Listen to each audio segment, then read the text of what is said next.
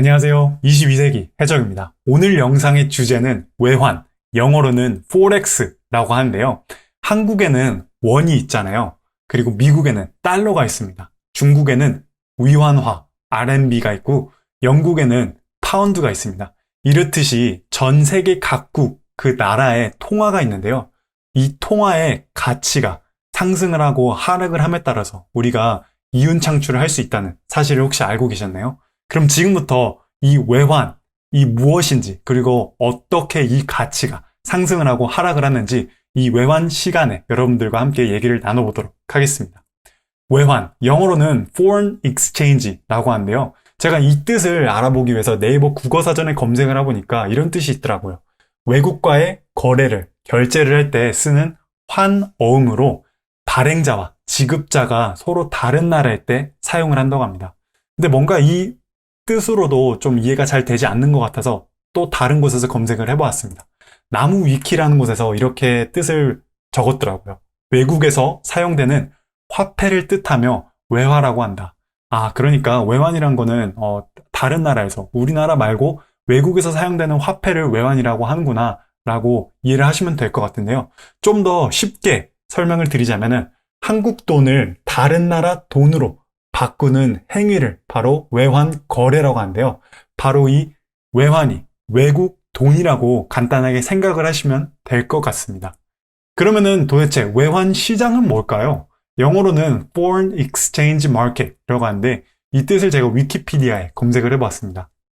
외환 시장은 외환의 수요와 공급이 이루어지는 시장을 뜻하는데요. 특정 장소나 건물이 있는 게 아니라 하나의 거래 현상을 뜻한다고 합니다. 우리가 과자나 음료수, 라면 사려고 싶을 때 편의점 가잖아요. 그렇듯이 우리가 외환, 외국 돈을 사려고 할 때, 아니면 팔려고 할 때는 바로 이 외환 시장이라고 하는 곳에 간다고 하면 될 것 같습니다. 좀 더 쉽게 설명을 하면은 외환 시장은 외국 돈을 사고 파는 시장이라고, 슈퍼마켓과처럼 이렇게 외국 돈을 사고 파는 시장이라고 이해를 하시면 될 것 같은데요. 그러면은 이 외환 시장, Foreign Exchange Market, 어떤 특징이 있을까요? 특징 중에 하나는 바로 특정 국가의 돈의 값이 정해진 게 아니라 수요와 공급에 의해서 지속적으로 바뀐다는 건데요. 회사의 주식이 지속적으로 상승을 하고 하락을 하잖아요. 그렇듯이 이 외환 시장에서 외국 돈의 값 역시 수요와 공급에 따라서 상승을 하고 하락을 한다고 합니다. 2020년 12월 30일자로 1달러가 한국 돈으로 환산을 하면은 1086.80원이라고 하는데요. 이때 20년 12월 30일 날 1086원이었던 게 오늘 현재 날짜로 이 영상을 만들고 있는 1월 9일자로, 1월 8일자로 이 현재 1달러가 한국 돈으로는 1086원이 아닌 1089원이 될 수도 있고 아니면 1080원이 될 수도 있듯이 이렇게 외환 시장에서 달러의 값어치가 한국 돈에 대비해서 상승을 하고 하락을 할 수도 있습니다. 근데 굳이 왜 이 외환을 알아야 될까요? 주식 투자만 하기도 바쁜데 굳이 내가 이 외환 거래에 대해서 알 필요가 있나? 라고 생각을 하실 수도 있습니다. 개인적으로는 재밌으니까 외환 시장에 대해서 공부를 하고 여러분들께 공유를 해드리는 건데요. 회사의 주식의 가치는 이 회사가 어떤 물건을 만들고 그리고 이 회사의 성장성이 어떤지에 따라서 회사 주식이 상승을 하기도 하락을 하기도 하는데요. 외환 시장에서는 하나의 회사가 아닌 그 국가, 거시적인 경제 측면에서 이 국가가 어떻게 국정을 운영을 하고 또 이 국가에 어떤 정책을 가지고 있느냐에 따라서 외환 시장이 영향을 받고 그 통화의 값어치가 상승을 하고 하락을 한다는 게 너무 재밌어서 한번 공부를 해보게 되었습니다. 그리고 이 공부한 거를 토대로 우리가 이윤 창출까지 할 수 있다고 하니까 이 외환 시장이라고 하는 그 주제에 대해서 함께 공부를 해보려고 합니다. 특정 통화의 가치는 그럼 어떻게 결정이 될까요? 무역, 투자, 관광, 지정학, 인플레이션, 세계 경제 등 매우 다양한 요소에 의해서 통화의 가치가 상승을 하고 하락을 할 수도 있습니다.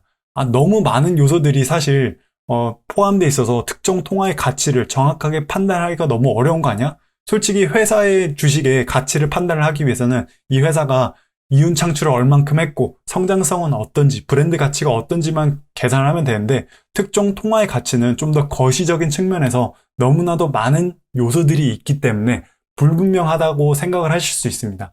근데 간략하게 간단하게 생각을 하면은 사실 뭐 결국에는 수요와 공급에 의해서 결정이 된다고 보시면 될 것 같습니다. 그럼 지금부터 이 수요와 공급에 대해서 어떻게 통화 가치가 변동을 했는지 알아보도록 하겠는데요. 통화의 수량이 X축에 있고요. 그리고 통화의 가치가 Y축에 있다고 가정을 하도록 하겠습니다. 중앙은행이라고 하는 곳에서 지급준비율을 하락을 시켰다고 가정을 하겠습니다. 이 지급준비율이라는 게 어떤 거냐면요. 지급준비율은 은행이 예를 들어서 100만 원이라고 하는 돈을 가지고 있다고 가정을 했을 때 지급준비율이라는 게 있습니다. 이 100만 원이라는 돈을 다 시민들에게 빌려줄 수 있는 게 아니라고 합니다.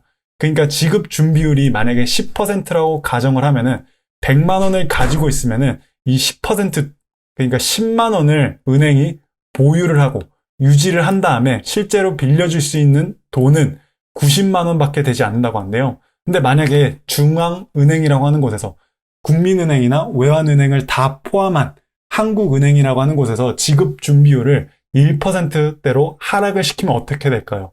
그 말은즉 그 은행이 100만 원을 가지고 있으면은 만 원만 보유를 하고 있고 가진 돈의 99만 원을 빌려줄 수 있다고 가정을 하면 될 것 같습니다. 이렇게 지급준비율을 하락을 시키게 되면은 공급이 상승을 하게 되는데요. 그 이유는 즉 통화 수량이 시중에 돈이 더 많이 풀리게 되고 이 돈이 시장에 더 많이 풀리게 되면 그 통화의 가치가 하락을 한다고 보시면 될 것 같습니다. 물건을 예로 들 수 있을 것 같은데요. 그 물건이 희귀하고 그러면은 값어치가 높잖아요. 한 예로 금의 경우에는 그 수요는 많지만 금의 공급이 적기 때문에 가치가 높은 반면에 만약에 금이 시중에 돌멩이처럼 많이 깔려 있으면 공급이 늘어나면 늘어날수록 그 값어치가 줄어들듯이 통화 역시 지급준비율이 하락을 하게 되면 공급이 상승을 하게 되고 통화 가치가 하락을 한다고 볼 수 있을 것 같습니다. 반면에 지급준비율을 상승을 시키게 되면은 은행이 100만 원을 가지고 있는데 중앙은행에서 지급준비율을 20%로 정해버리게 되면은 빌려줄 수 있는 돈은 80만 원밖에 되지 않는데요. 이렇게 공급을 줄이게 되면은 그 통화의 가치가 상승을 한다고 이해를 하시면 될 것 같습니다. 그럼 이번에는 수요의 변동에 따라서 한번 어떻게 통화 가치가 상승을 하고 하락을 하는지 보도록 하겠는데요. 만약에 중앙은행에서 금리를 하락을 한다고 가정을 하겠습니다. 금리라는 거는 우리가 돈을 빌린 다음에 그 빌린 것에 대한 비용을 지출을 하는 건데요. 금리가 10%라고 가정을 하면은 내가 만약에 100만 원을 빌리게 되면은 연간 이자율을 비용으로서 10만 원을 은행에다가 지불을 해야 되는데요. 이렇게 금리를 만약에 중앙은행이라고 하는 곳에서 금리를 5%대로 하락을 시키면은 우리가 100만 원을 빌린 것에 대해서 5만 원만 은행에다가 비용을 지불을 하면 되는데요. 이런 식으로 금리를 하락을 시키게 되면은 저는 당연히 수요의 상승이 이루어지지 않을까라고 생각을 했습니다. 제가 이렇게 생각을 하게 된 게 더 많은 사람들이 돈을 빌리기 때문에 수요가 상승을 함으로써 통화의 가치가 상승을 하지 않을까라고 생각을 했는데요.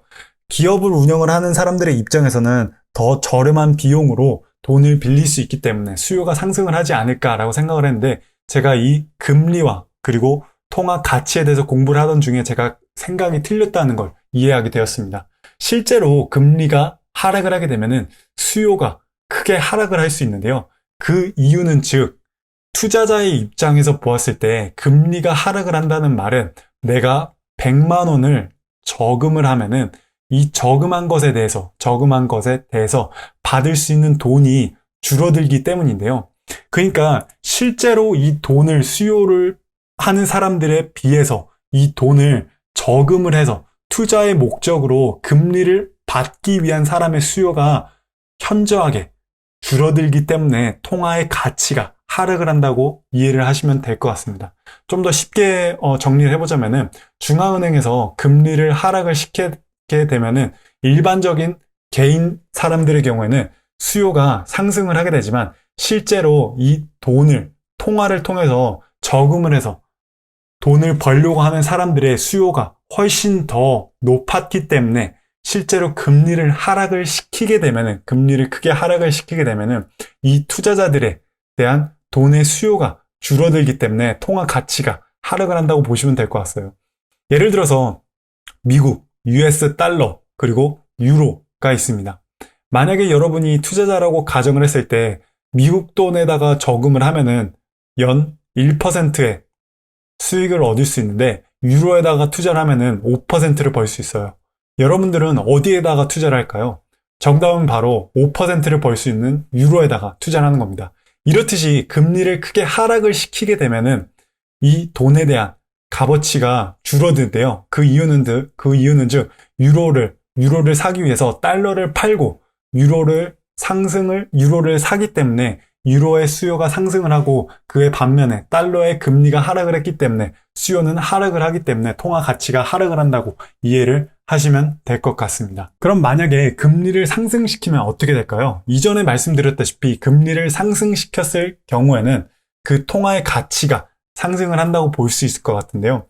이전에 설명드렸다시피 유로와 달러를 비교를 했을 때 만약에 달러의 금리가 10%이고 유로의 금리가 5%라고 가정을 하면은 투자자들 입장에서는 당연히 유로를 팔고 달러를 사기 때문에 이 달러의 수요가 높아져서 금리가 높아지면은 통화의 가치 역시 상승을 한다고 이해를 하시면 될 것 같습니다. 외환거래로 돈을 벌 수 있을까요? 이게 진짜 중요한 건데요. 단타로 치고 빠지는 전략보다는 세계 경제의 흐름을 이해하고 거시적인 측면에서 그리고 지정학적 리스크를 이용을 해서 중장기적으로 투자하면은 충분히 가능하지 않을까라는 결론을 내렸습니다. 그럼 다음 시간에는 우리가 어떻게 외환 거래를 할 수 있을지에 대해서 여러분들과 함께 얘기를 나눠보도록 하겠습니다. 우리 모두가 경제적인 자유를 얻는 그날까지 22세기적이 함께하겠습니다. 감사합니다.